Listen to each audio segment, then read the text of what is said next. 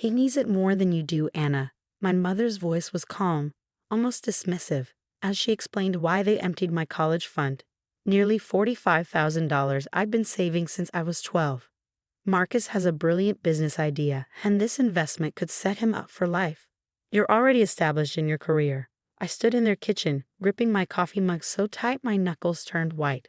My name is Anna Mitchell, and at 28, I just discovered my parents had given my entire savings to my stepbrother Marcus, the golden child who joined our family when my mom remarried 5 years ago. Established? I echoed, trying to keep my voice steady. Mom, that money was for my master's degree. I've been planning this for years. You and Dad helped me set up that account.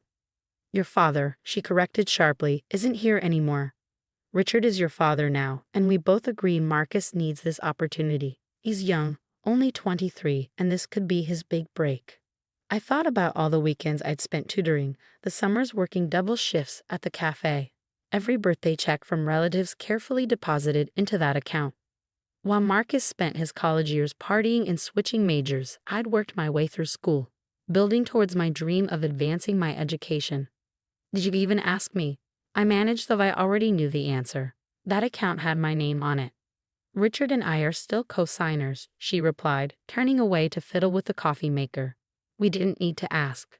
Besides, you're being selfish. Family helps family. Family helps family. The phrase hit me like a slap. Where was that sentiment when I needed help with my undergraduate tuition?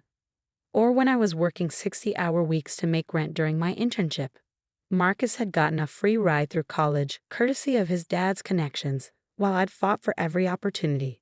Where's Marcus now? I asked, already suspecting the answer. He's in Miami, scouting locations for his business. It's going to be amazing, Anna. A combination cryptocurrency cafe and virtual reality lounge. Richard says it's the next big thing. Of course it was. Just like Marcus's previous next big things. The organic smoothie delivery service that never delivered a single smoothie, or the pet fashion line that consisted of one badly sunned dog sweater. But every failure was just another stepping stone in my stepbrother's journey of self-discovery, according to my mom and Richard. I set my mug down carefully, my mind already racing ahead. When did you transfer the money? Last week. Marcus needed to move quickly on the property lease. She beamed, proud of their quick action to support her stepson's latest scheme. He's already started the paperwork. Isn't it exciting? Last week, the same week I told her about being accepted into the master's program I'd been working towards for 2 years. The same week I'd shared my research plans, my hopes for specializing in environmental science. She'd seemed distracted then, barely listening as I outlined my goals. Now I knew why. I have to go, I said quietly, gathering my bag. I have a meeting. Don't be like this, Anna. You're making this all about you when you should be happy for your brother. He's finally finding his path. Brother. The word felt hollow. Marcus had never been a brother to me. He'd been a tornado that swept into our lives, consuming resources and attention, leaving chaos in his wake. And now he'd taken my future too. But as I drove home that evening, something shifted inside me. The initial shock and anger gave way to a strange sense of clarity. I'd spent years trying to be the responsible one, the understanding one, the one who smiled and nodded while Marcus got everything handed to him. Not anymore. I pulled into my apartment complex and immediately called Dr. Patterson, my old environmental science professor from undergrad. Remember that research position you mentioned last month? Is it still available? The one in Norway? Yes, but Anna, it's quite competitive. The grant only covers basic expenses and you'd need to commit to 3 years of work. I thought you were planning on staying local for your master's? I smiled, thinking of Marcus's cryptocurrency cafe and my mother's proud beam. Plans change. Can you send me the application details? I think it's time for a change of scenery. That night, I sat at my kitchen table, surrounded by grant applications and research proposals. My savings might be gone, but I had something Marcus would never have: determination and a real plan. My mother and Richard had taught me an expensive lesson about family, but I was about to teach them one about consequences. My phone buzzed with a text from Mom. Marcus wants to have a family dinner next week when he's back from Miami. He wants to share his business presentation with everyone. You'll come, right? Be supportive. I looked at the Norway application on my screen, then back at her text. Of course, I replied. Wouldn't miss it for the world. They had no idea what was coming. The family dinner was exactly what I expected. Marcus held court at the head of the table, gesturing wildly as he described his vision for Crypto Vibe Lounge while my mother and Richard gazed at him adoringly. The VR headsets will be top of the line, he explained, waving a fork loaded with my mother's expensive roast beef. People can trade crypto while immersed in a virtual tropical paradise. It's revolutionary. I sat quietly, pushing food around my plate, watching the performance unfold. Marcus had dressed the part of a successful entrepreneur in a blazer that still had the price tag tucked inside. I'd spotted it when he made his grand entrance, and a Rolex I was certain was fake. Anna, my mother said sharply, noticing my silence. Your brother is sharing his business plan.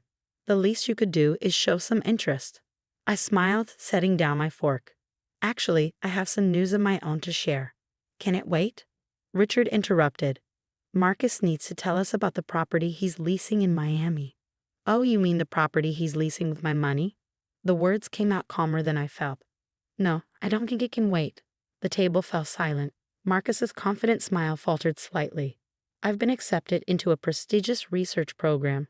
I continued, pulling out the official letter I'd received that morning. In Norway.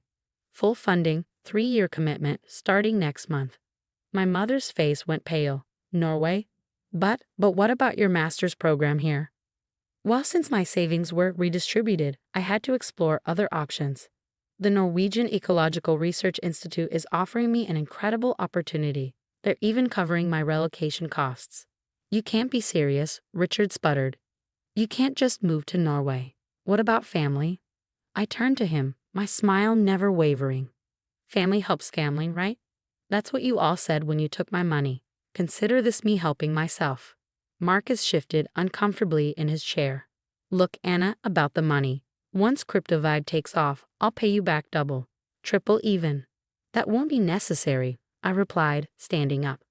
Consider it an expensive lesson in trust, one we've all learned from. My mother followed me to the door, her voice trembling. Anna, please. You're being impulsive. Marcus needs us right now. His business. His business, I cut her off, is no longer my concern. Neither are his future failures or successes. I've spent years being the responsible one, the understanding one.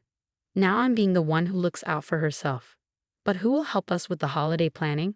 And Richard's mother needs rides to her doctor's appointments. And Marcus might need more support for his business. I turned to face her, suddenly understanding. They weren't just losing a daughter, they were losing their reliable backup plan, their free assistant, their endless support system. I'm sure you'll figure it out, I said softly. After all, Marcus is so good with business decisions, right?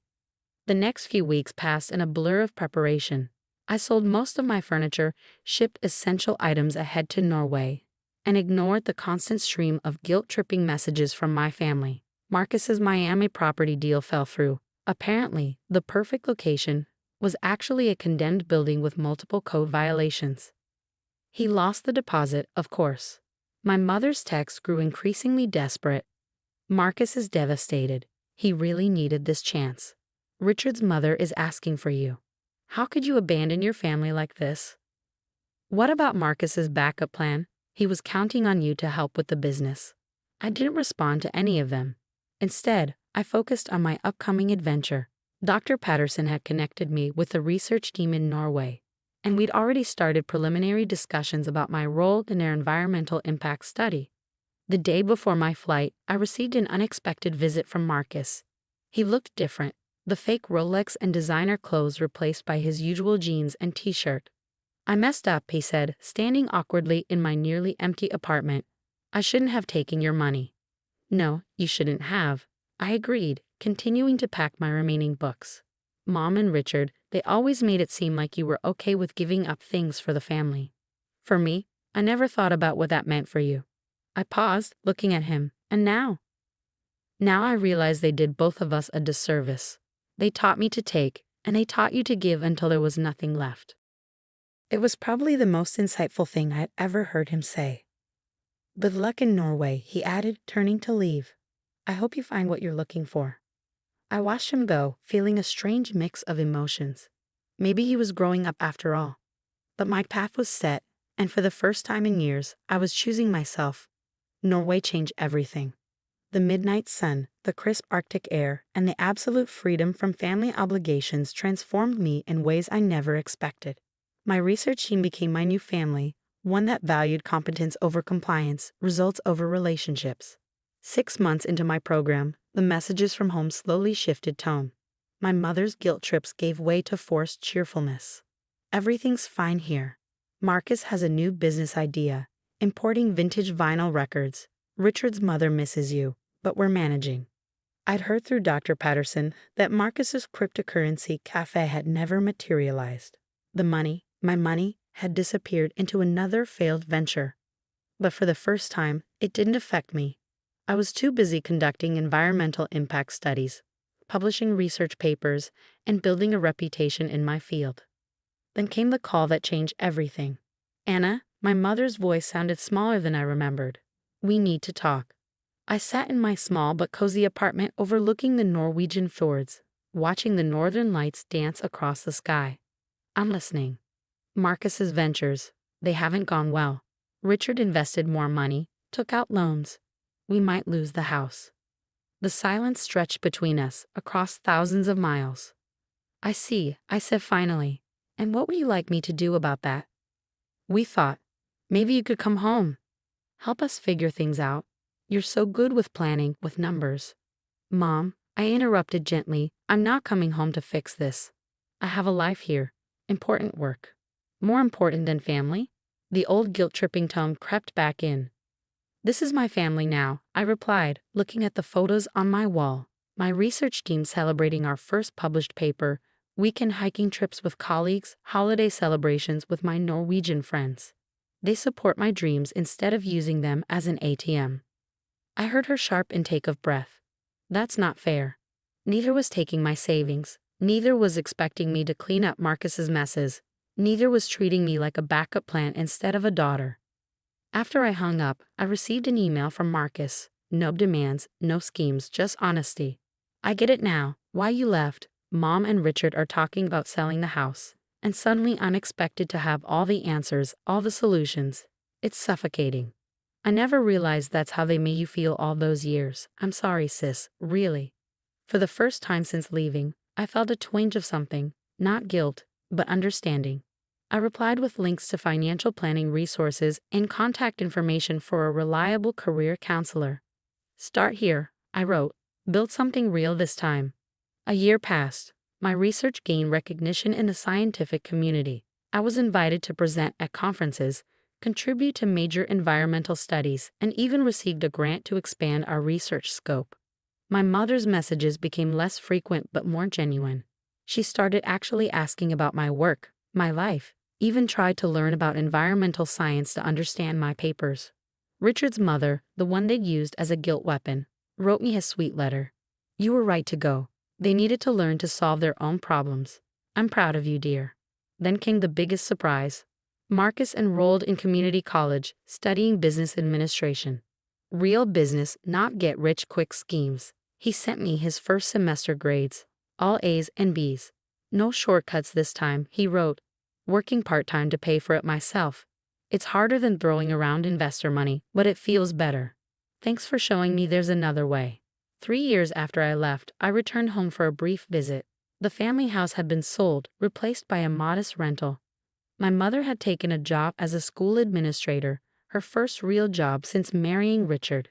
They seemed smaller somehow, but also more real. Over dinner, home cooked this time, not at an expensive restaurant, my mother reached for my hand. I didn't understand before, she said quietly, why you had to leave, but watching you build your life, your career, I'm proud of you, Anna, and I'm sorry we tried to hold you back. Marcus, who now worked at a local bank while finishing his degree, nodded. You taught us all something about standing on our own feet, even if we had to learn it the hard way. I looked around at my family, humble but healing, finally growing up in their own ways. Sometimes the hardest lessons are the most important ones, I said. That evening, as I packed for my flight back to Norway, Marcus helped carry my bags. Think you'll ever move back? He asked. I smiled, thinking of my research, my team, my new life. No, I said honestly. But I'll visit, on my home terms this time. He nodded, understanding. Fair enough. We probably owe you about a decade of space anyway. As my plane took off the next day, I realized that sometimes walking away isn't about punishment. It's about giving everyone the chance to grow into better versions of themselves. My parents had given my college fund to my stepbrother, but in doing so, they'd given me something far more valuable, the push I needed to create a life entirely my own.